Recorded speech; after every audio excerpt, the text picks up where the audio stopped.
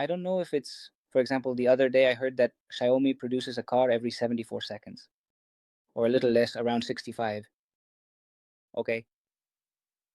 I don't think a European car can be manufactured at that speed.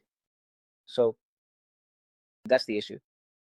Perhaps if there is some European protectionism in some way to make it more difficult for Chinese brands, but if not, Chinese brands can perfectly take over the European sector completely.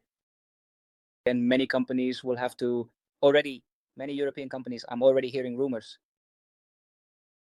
that they are adjusting, projects are being halted, they are starting to let people go, especially suppliers without projects or waiting on standby to see what happens in the coming months. So European brands are already suffering and they will suffer more. So, well, that happened to Mr. Diss when he was at Volkswagen, when he said we have to be like Tesla, we have to automate the factories. The issue is that it's very difficult to change the perception because that means many jobs will be lost. But do you adapt to the future in that aspect? Or do you end up dying along the way? That's what's going to happen to some European brands. In my opinion, they are going to disappear. They are simply going to between losing some jobs due to industrial adjustments with robots, etc., to directly closing, which was better. In fact, it cost Herbert Dier his position at Volkswagen. After going to open a factory in the United States, he returned.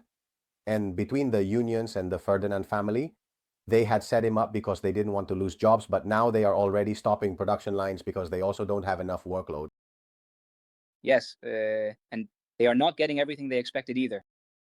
Many cars in the field, not only many. So, of course, it's that the competition is getting tougher and tougher.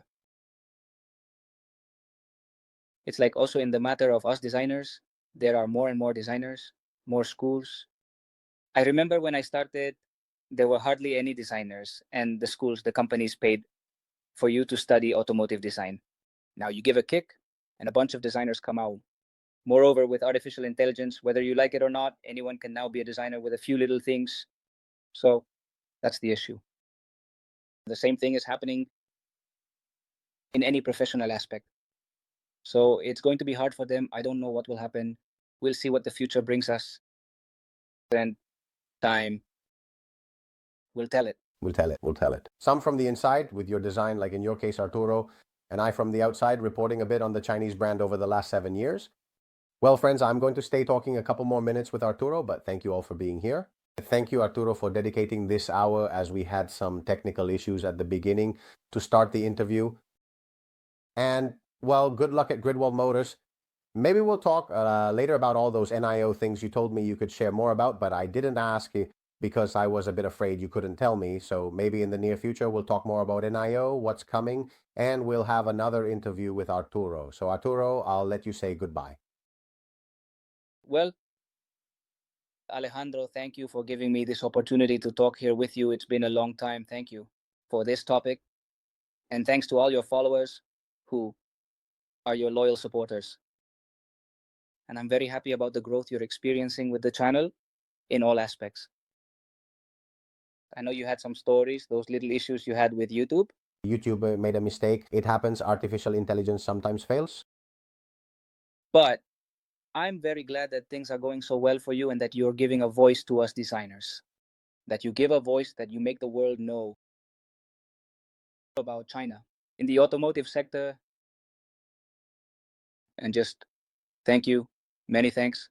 Hopefully one day we can meet, have a coffee, and chat more calmly. And that's it. Thank you.